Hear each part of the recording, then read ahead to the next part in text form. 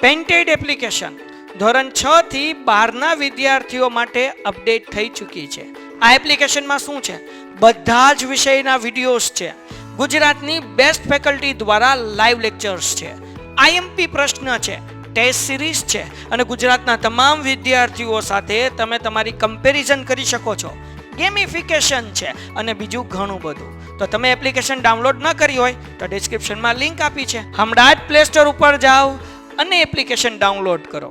ઘરે બેઠીને સરસ મજાનું ગુજરાતની જોરદાર ફેકલ્ટી સાથે ભણો, સારા માર્ક્સે પાસ થાઓ. ચાલો ત્યારે શરૂ કરી દઈએ. Very good evening. મજામાં છો બધા? ઓડિયો વિડિયો ક્લિયર છે? બુકમાં પેજ નંબર 26 ઉપર આપણું ચેપ્ટર 3 પરમાણુ અને અણુઓ, એમાં થોડુંક આપણે રિવિઝન કરી લઈએ અને પછી આગળ વધીએ. પરમાણુ અને અણુઓ, તો કે ભાઈ પહેલાના વખતમાં બધા વૈજ્ઞાનિકોને એવો પ્રશ્ન થયો કે ભાઈ કોઈ વસ્તુ સાહેબ આપણને જે અવળી મોટી બતાવીશ એને તમે તોડતા જાઓ, નાની નાની નાની નાની કરતા જાઓ, તો એ કેટલી નાની થાય, નાનામાં નાની ક્યાં સુધી થાય, એ પ્રશ્નથી આ વાતની શરૂઆત થઈ. અને એમ કરતા કરતા આપણે પરમાણુ શબ્દ સુધી પહોંચ્યા. કે સાહેબ કોઈ વસ્તુને તોડતા જાઓ અને નાનામાં નાની જે વસ્તુ તમને મળે, હવે એનું ફરી વખત વિભાજન નહીં થઈ શકે, એને આપણે પરમાણુ કીધું. આ બધી વાત કહેવામાં મહર્ષિ કર્ણાદ એણે પોતાની અવધારણા રજૂ કરી. આ મહર્ષિ કર્ણાદની અવધારણાને ઝીણવટપૂર્વક સમજાયો કોણે? પકુદા કાત્યાયને સમજાયો. આ બધા સમય દરમિયાન ગ્રીકના તત્વજ્ઞાની ડેમોક્રિટસ અને લ્યુસિપસે આ વાત કરી. બરાબર. પછી આ બધી ત્યારે દાર્શનિક માન્યતાઓ હતી, એટલે બધાએ વાત કરી હતી.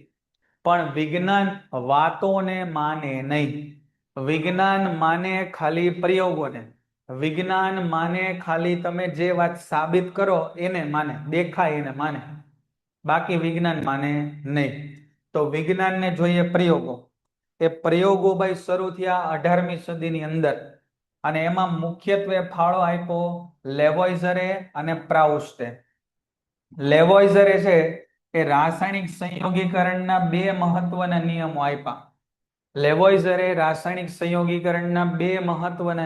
આપ્યા.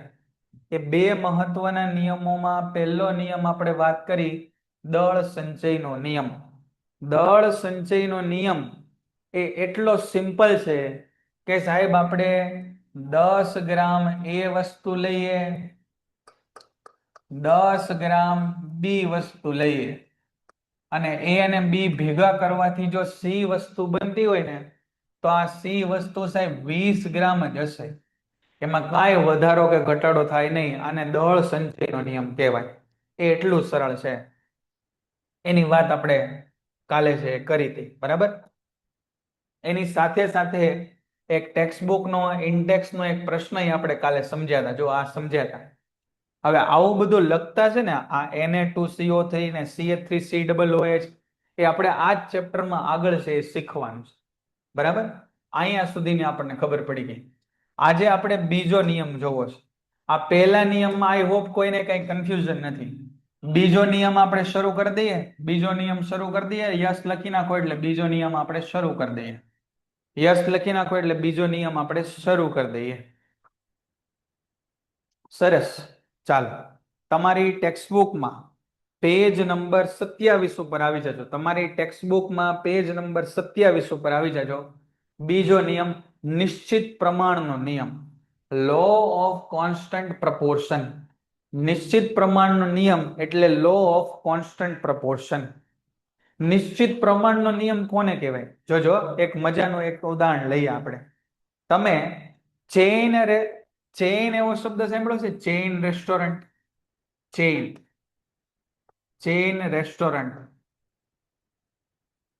રેસ્ટોરન્ટ શબ્દ સાંભળ્યો છે? ચેઇન રેસ્ટોરન્ટ શબ્દ સાંભળ્યો છે તમે? નહીં. ચાલો, ચેઇન રેસ્ટોરન્ટ તમે શબ્દ નહીં સાંભળ્યો હોય, પણ આ ચેઇન રેસ્ટોરન્ટ અથવા ખાલી ચેઇન, બરાબર? તો તમે મેકડોનલ્ડ્સ અથવા ડોમિનોઝ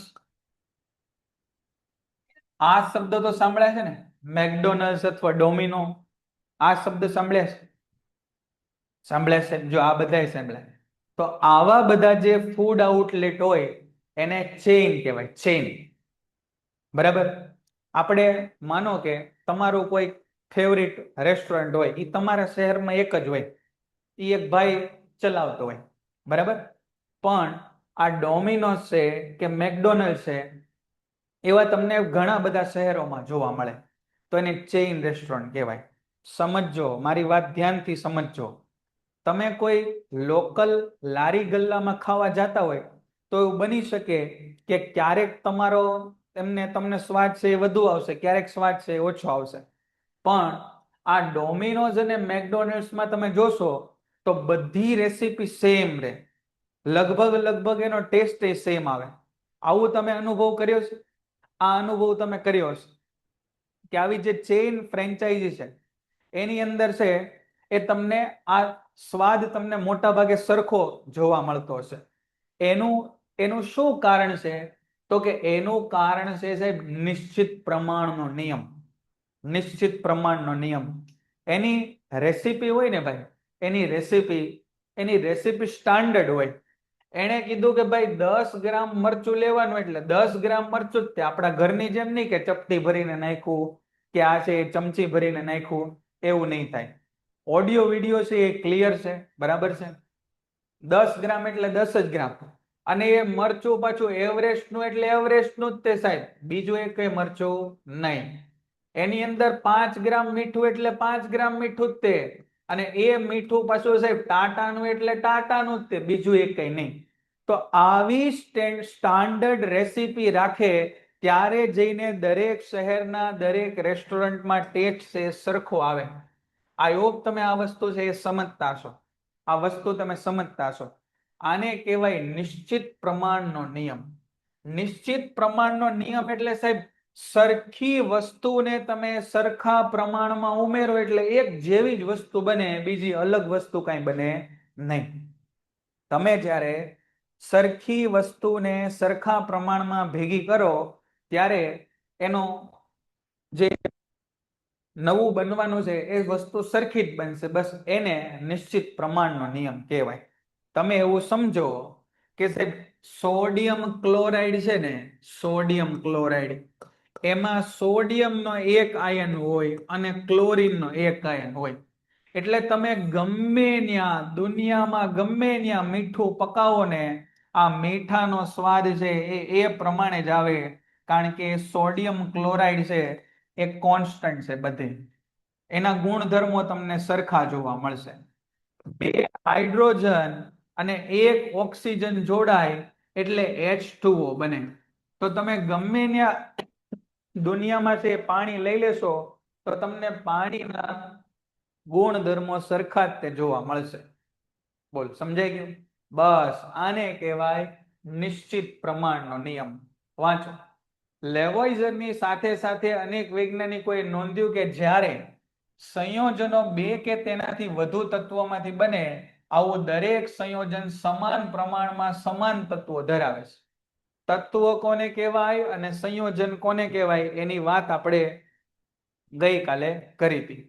તત્વ કોને કહેવાય અને સંયોજન કોને કહેવાય એની વાત આપણે ગઈકાલે કરી હતી, બરાબર? તત્વ અને સંયોજન કોને કહેવાય એની વાત આપણે ગઈકાલે કરી હતી. તત્વ કોને કહેવાય?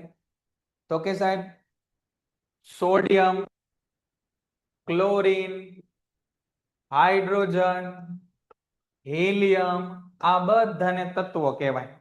અને આ ભેગું થાય, આ જે ભેગું થાય એટલે કે સાહેબ સોડિયમ ક્લોરાઇડ બન્યું, હાઇડ્રોજન અને ઓક્સિજન ભેગા થઈને H2O બન્યું. આ બધાને સંયોજન કહેવાય. Na2CO3 બને, Na2CO3 બને, આ બધાને સંયોજન કહેવાય. તો તત્વ અને સંયોજન કોને કહેવાય આ વસ્તુ તમને ખબર પડી ગઈ, બરાબર? તો અહીંયા જુઓ, આ પ્રશ્ન પૂછાય 1 માર્કમાં આપણને કે પાણી જેવા સંયોજનમાં હાઇડ્રોજન અને ઓક્સિજનનો દળથી ગુણોત્તર હંમેશા 1:8 હોય. હવે એવું કેમ હોય એ હમણાં આપણને આગળ ખબર પડશે. તમને બધાને 1 થી 20 તત્વોના નામ આવડે છે ને? 1 થી 20 તત્વોના નામ. પહેલું તો કે સાહેબ હાઇડ્રોજન, બીજું તો કે હિલિયમ, ત્રીજું તો કે લિથિયમ, ચોથું તો કે બેરિલિયમ, પાંચમું તો કે બોરોન, છઠ્ઠું તો કે કાર્બન. આવું બધાને ફાવે? બરાબર. જો 1 થી 20 તત્વોના નામ તમને આવડે છે કે નથી આવડતા? આવડે. અમુક કે છે આવડે છે, અમુક કે છે ન આવડે. સાંભળો, જો તમને ન આવડે તો પુસ્તકમાં, જો તમને ન આવડતા હોય તો પુસ્તકમાં તમને પેજ નંબર, પુસ્તકમાં પેજ નંબર 43 ઉપર 1 થી 18 તત્વોના નામ તમને આપેલા છે. 1 થી 18 તત્વોના નામ તમને છે આપેલા છે. બરાબર. આ 1 થી 18 તત્વોના નામ અને ક્રમ અને એની સંજ્ઞા જો ન આવડે ને તો આપણે રોજ ભાઈ એને 2-2 વાર 3-3 વાર લખીને પાકી કરવી પડે. બરાબર. તો અને તો જ તે આપણને ખ્યાલ આવે, અન્યથા ખ્યાલ આવે નહીં. બરાબર છે. તો આપણે ફરી પાછા આવી જઈએ. અત્યાર સુધી આપણે એવી વાત કરી કે ભાઈ નિશ્ચિત પ્રમાણનો નિયમ એને આપણે બહુ સાદી ભાષામાં સમજ્યા. નિશ્ચિત પ્રમાણનો નિયમ એને બહુ સાદી ભાષામાં આપણે સમજવાની કોશિશ કરી. બરાબર. ચાલ હવે પાછા આપણે ધંધામાં ધ્યાન દઈએ. ચાલ અહીંયા આવી જાઓ બધા. તો આપણે વાત કરતા હતા કે અહીંયા આગળ પેજ નંબર 43 ઉપર, તમારા પુસ્તકમાં પેજ નંબર 43 ની ઉપર, પેજ નંબર 43 ની ઉપર 1 થી 18 તત્વોના નામ, એની સંજ્ઞા, જો આને કહેવાય નામ, આને કહેવાય એની સંજ્ઞા, અને અહીંયા એનો પરમાણુ ક્રમાંક આપેલો છે. આટલું તમને યાદ હોવું જોઈએ. આટલું છે એ તમને યાદ હોવું જોઈએ. જો આ તમને યાદ હશે તો અને તો જ આપણું કામ આમાં થશે, અન્યથા આપણું કામ થશે નહીં. સમજી ગયા? બરાબર.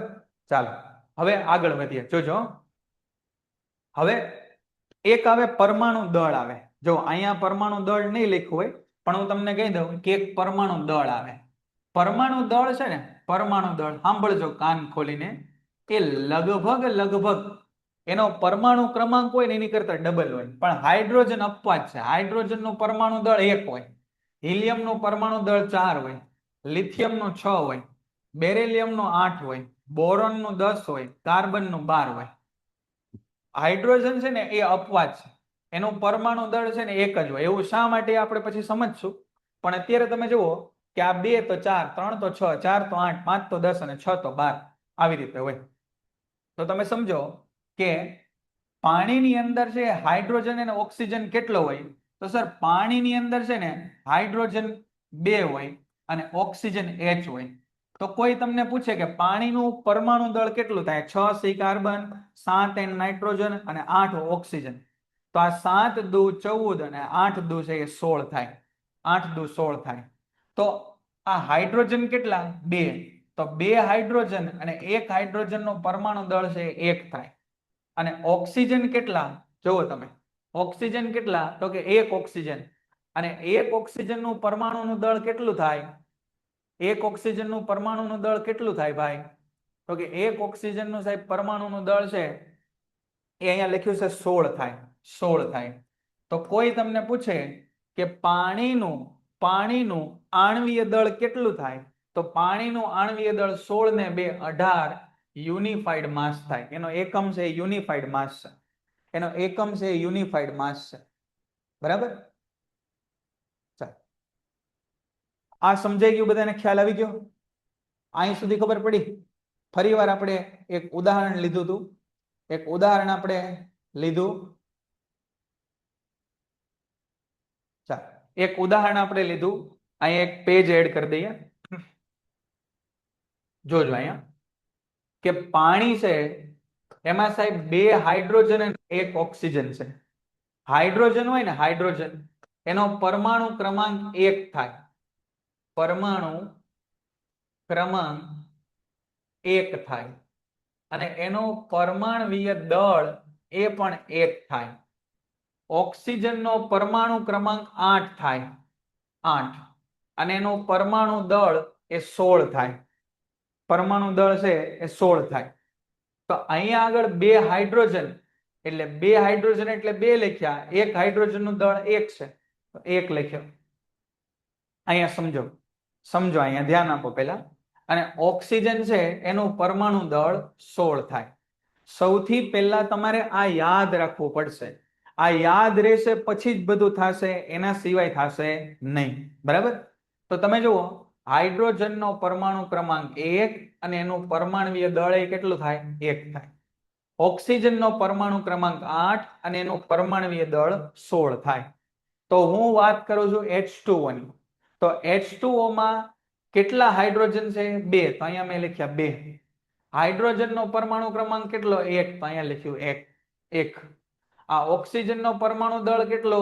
16. તો અહીંયા પરમાણુ દળ લખ્યા બેના 1 અને 16. તો આ થઈ ગયું છે 2 કા 2 વત્તા 16 અને 16 ને 2 એટલે 18 અને આનો એકમ થાય યુનિફાઈડ માસ. યુનિફાઈડ માસ. આગળ ભણવાનું જ છે આપણે ડિટેલમાં, અત્યારે ખાલી એટલું સમજો. આટલું બધાને ક્લિયર થાય છે? જો આટલું ક્લિયર થતું હોય તો હા લખી નાખો, યસ કહી દો. જો આટલું ક્લિયર થતું હોય તો સમજાણું આટલું. હવે સમજો. હવે અહીંયા સમજવાની કોશિશ કરો. આગળ બીજા ઉદાહરણ લેશું. કદાચ કોઈને ન ખ્યાલ આવતો હોય તો આગળ બીજા ઉદાહરણ લઈએ. ચાલો તમે એક પ્રેક્ટિસ કરો. તો એક પ્રેક્ટિસ માટે તમે કરો તો કે H2O2 આવું સંયોજન બનાવ્યું. આ H2O2 નો અણુભાર મને શોધીને કયો તો. અણુભાર અથવા આણ્વીય દળ. અણુભાર અથવા આણ્વીય દળ. H2O2 નું આણ્વીય દળ શોધીને કયો. ચાલો 20 કે છે કોઈ, 34 કે છે, બોલ. 34, 20, 34 બરાબર છે. જો સૌથી પહેલા જુઓ કે સાહેબ 2 હાઇડ્રોજન છે અને 2 ઓક્સિજન છે. તો બે નો સરવાળો કરવો પડે ને, હાઇડ્રોજનના દળનો ને ઓક્સિજનના દળનો. તો 2 હાઇડ્રોજનનું પરમાણ્વીય દળ કેટલું? 1 વત્તા 2 ગુણ્યા ઓક્સિજનનું પરમાણ્વીય દળ કેટલું? 16. કેમ ઓક્સિજનનું પરમાણ્વીય દળ 16? તો કે છે ઓક્સિજનનો પરમાણુ ક્રમાંક છે 8 છે. તો 8 ના ડબલ એટલે 16. તો આ થઈ ગયું 2 કા 2 વત્તા 16 દુ 32. એટલે આ થઈ ગયું 34 યુનિફાઈડ માસ. ખબર પડી બધાને? થોડું થોડું તો સમજાણું. બરાબર? થોડું થોડો ખ્યાલ આવ્યો હશે. વધુ ન ખ્યાલ આવ્યો તો થોડોક તો ખ્યાલ આવી ગયો. બરાબર? ચાલો તો અહીંયા તમે જુઓ કે H2O માં સાહેબ H2 નો પરમાણુ ભાર કેટલો છે? તો કે H2 નો પરમાણુ ભાર છે 2 છે. અને ઓક્સિજન નો પરમાણુ ભાર કેટલો છે? તો કે આ 2 ગ્રામ છે અને ઓક્સિજન છે એ 16 ગ્રામ છે. 16 ગ્રામ. તો આ 2/16 લખ્યું ને, 2/16 એને કહેવાય 2/16. અને આ 2/16 એટલે 2 અઠ્ઠા 16 એટલે આ આવી ગયું 1/8. એટલા માટે અહીંયા લખેલું છે, અહીંયા આગળ જોજો. એટલા માટે અહીંયા લખેલું છે કે પાણી જેવા સંયોજનમાં હાઇડ્રોજન અને ઓક્સિજનનો દળથી ગુણોત્તર 1/8 હોય છે. ફરીવાર સમજાવું છું. પાણીમાં કઈ રીતે આ 1/8 હોય? ફરીવાર સમજાવું છું, જોજો. H2O એમાં હાઇડ્રોજન છે એ 2 ગ્રામ હોય અને ઓક્સિજન છે એ 16 ગ્રામ હોય. તો હું આવું લખું ને કે H2 નું દળ આ જેમ, આને કહેવાય જેમ, H2 નું દળ જેમ O નું દળ એ કેટલું થાય? તો કે સાહેબ 2 ગ્રામ જેમ 16 ગ્રામ. તો આ થાય 2 ગ્રામ એના છેદમાં 16 ગ્રામ. આ જે ટપકા છે ને 2 એને ભાગાકાર લખાય. પેન્ટેડ એપ્લિકેશન ધોરણ 6 થી 12 ના વિદ્યાર્થીઓ માટે અપડેટ થઈ ચૂકી છે. આ એપ્લિકેશનમાં શું છે? બધા જ વિષયના વિડીયોઝ છે. ગુજરાતની બેસ્ટ ફેકલ્ટી દ્વારા લાઈવ લેક્ચર્સ છે. આઈએમપી પ્રશ્ન છે, ટેસ્ટ સિરીઝ છે અને ગુજરાતના તમામ વિદ્યાર્થીઓ સાથે તમે તમારી કમ્પેરિઝન કરી શકો છો. ગેમિફિકેશન છે અને બીજું ઘણું બધું. તો તમે એપ્લિકેશન ડાઉનલોડ ન કરી હોય તો ડિસ્ક્રિપ્શનમાં લિંક આપી છે. હમણાં જ પ્લે સ્ટોર ઉપર જાઓ અને એપ્લિકેશન ડાઉનલોડ કરો. ઘરે બેઠીને સરસ મજાનું ગુજરાતની જોરદાર ફેકલ્ટી સાથે ભણો, સારા માર્ક્સે પાસ થાઓ. તો આ ગ્રામ થી ગ્રામ ઉડી જાય, આ 2 અઠ્ઠા 16 થાય. તો જવાબ આવે 1/8. 1/8.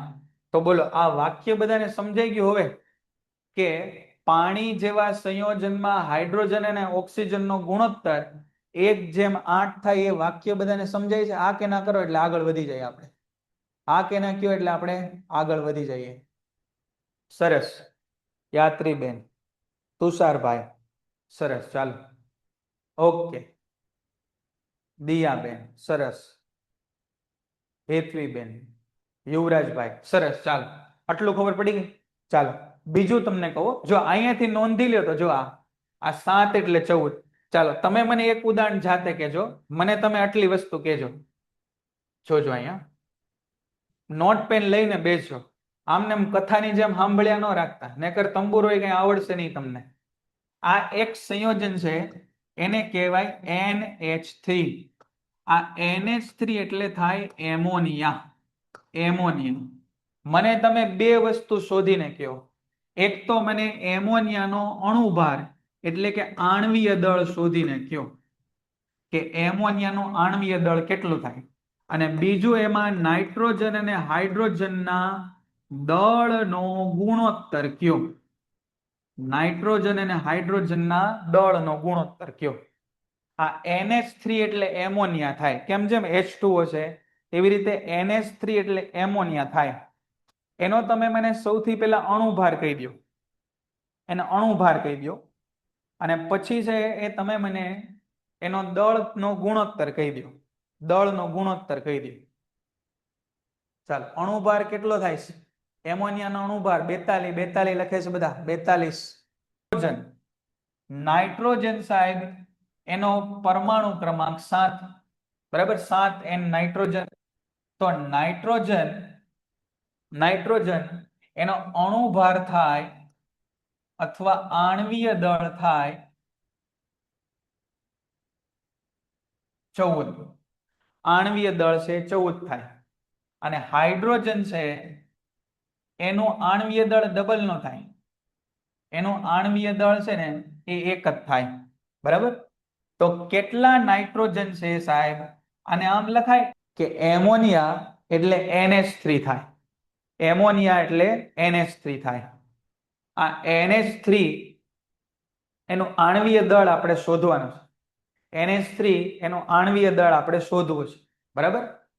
તો હાઇડ્રોજન એનું આણ્વીય દળ 1 થાય અને નાઇટ્રોજન એનું આણ્વીય દળ 14 થાય. તો NH3 નું આણ્વીય દળ કેટલું થાય? તો કે સાહેબ 14 + 3 × 1, એટલે આ થયું 14 + 3 × 3. તો 14 ને 3 17 યુનિફાઈડ માસ થયું. 17 યુનિફાઈડ માસ આ થયું, બરાબર. 17 યુનિફાઈડ. ફરી વાર કહું છું, જેને ન સમજાતું હોય અહીંયા ધ્યાન આપજો. પેજ નંબર 43 ઉપરનું આ કોષ્ટક પહેલા તમને આવડવું જોઈએ. પેજ નંબર 43 ઉપરનું આ કોષ્ટક તમને અહીંયા આવડવું જોઈએ. પેજ નંબર 43 ઉપરનું આ કોષ્ટક તમને આવડવું જોઈએ. અહીંયા આગળ તમને તત્વોના પરમાણુ ક્રમાંક અને પરમાણુ ભાર આપ્યા છે. અથવા બીજું તમે જુઓ અહીંયા પેજ નંબર 30 ઉપર, પણ અત્યારે આપણે પેજ નંબર 43 રાખીએ. આપણે કીધું NH3. NH3 માં એક N છે અને 3 H છે. NH3 માં એક N છે અને 3 H છે. N નો અણુભાર 14 થાય, તો 14 વત્તા H નો અણુભાર 1 થાય, તો આ થઈ ગયું 14 + 3 એટલે 17 યુનિફાઈડ માસ.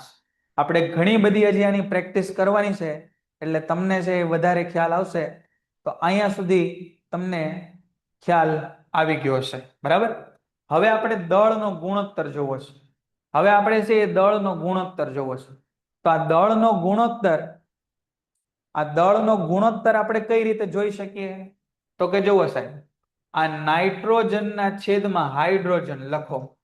નાઇટ્રોજનનું કુલ દળ કેટલું બતાવે છે અહીંયા? તો કે 14. જો આ રહ્યું 14. નાઇટ્રોજનનું કુલ દળ કેટલું બતાવે છે?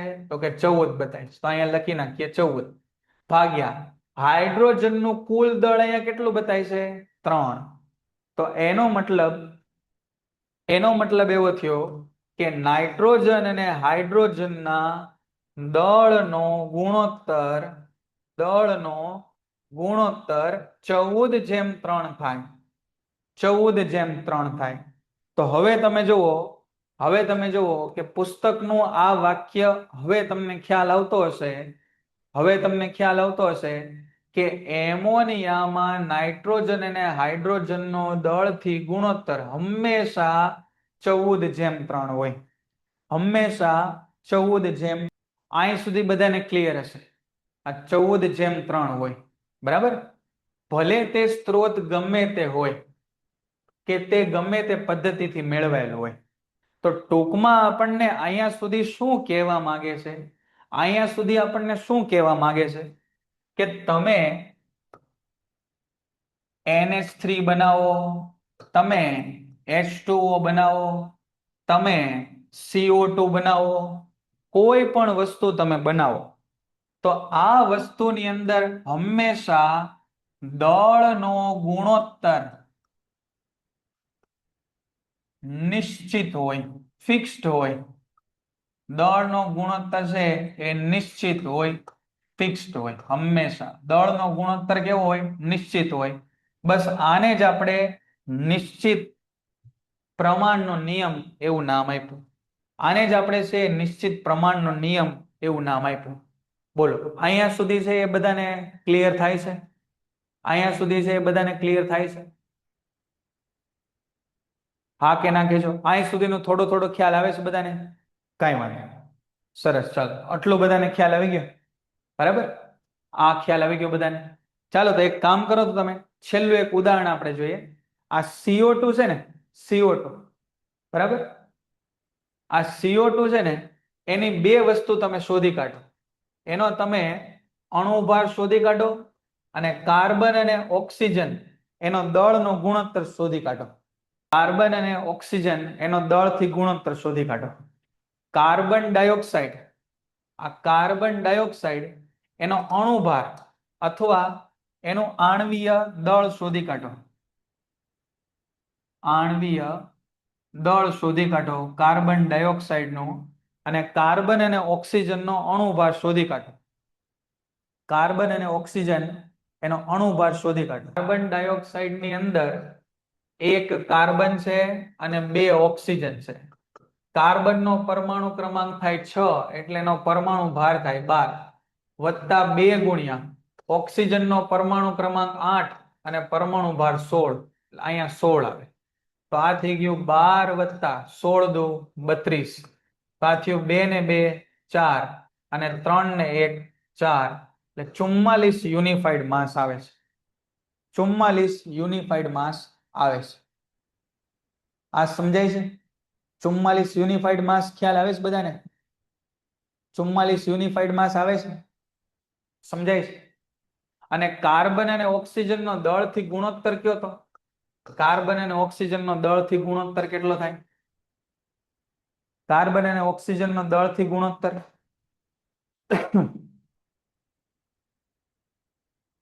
કાર્બન અને ઓક્સિજનનો, જો કાર્બનનો દળ કેટલો?